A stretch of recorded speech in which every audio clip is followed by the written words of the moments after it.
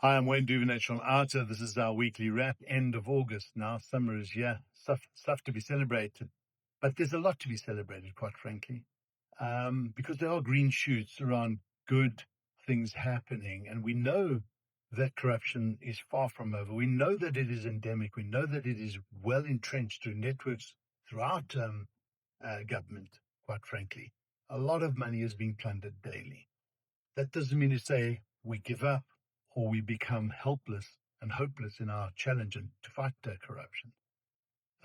This week I had an interesting dinner with the Anti-Corruption Coalition that brought together not only Lord Peter Hain from the UK, a very ardent anti-corruption activist and fighting in South Africa's corner, but a lot of good people in the anti-corruption space gathering and talking about what can we do, what are we doing, how are we tackling this cancer, this scourge that holds us back as a nation. And while we all sort of acknowledge and understand, and I think Shamila Batoya has said it as well, we're never going to prosecute our way out of this problem. We have to think far larger than that. I mean, obviously the silver bullet is an electoral one because you need a mindset change at the top when it comes to tackling corruption. And that's not happening under our current president, Cyril Ramaphosa.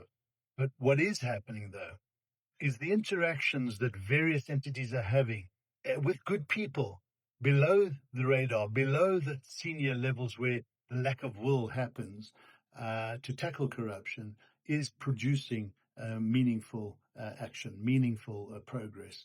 And we see that. We had a good meeting this week with Shamila Batoya and her team just to look at the advancement of some of our cases. And while she explains and understands to us a lot of the challenges that are happening, and there are challenges. There are challenges of systems. There are challenges of people still inside the system that are barriers to the fights. There's a capacity challenge, systems and expertise challenges.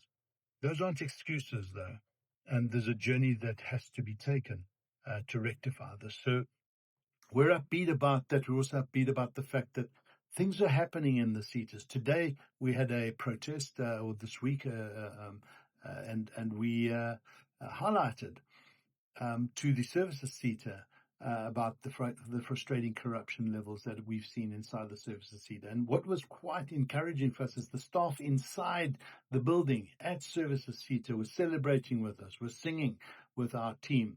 Now, protest is one of the elements that we use in our 5-step methodology to highlight the issues. ENCA was there, and we really did impress upon the public at large that there's a lot of work to be done. And we know this, but what is also encouraging is that we know the new administrator, recently appointed, because that SETA has been put under administration, is meaningfully going to start listening to the whistleblowers and dealing with the issues that have been happening there. Hopefully, and we'll fully bring you up to speed, that good things are going to start happening now as we keep the fire raging in the SETA space. Also mentioned, we had a good meeting with BUSA, business leadership, lots of thinking around how do we change the scourge that and the networks of corruption that have infiltrated. I also stated that it's important that the minister contemplates putting the insurance SETA under administration as well. There's many reasons that he should do that. Another matter quickly to talk about, we spoke about it last week, the SA tourism debacle that continues to unfold. Well, we hear and we hope that the board that Minister de Lille fired, we hope that they take her on in court. We believe that she's remiss.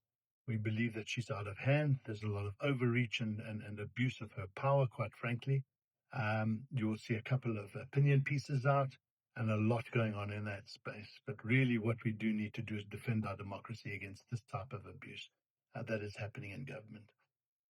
Finally, I just want to end off by giving condolences to Tshidi Madia's family, friends, the Prime Media and 702 family, where her recent passing this week has hurt the nation, has hit us all hard. Tshidi was just incredible.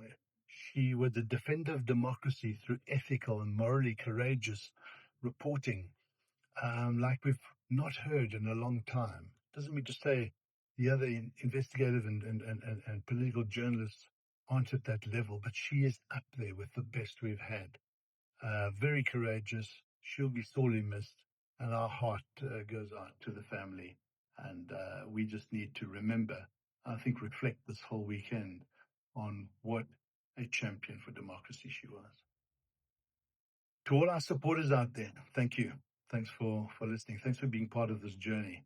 We will fight for our democracy. We will continue to tackle and hold government to account for the waste of taxpayers' money. Enjoy the weekend. Cheers.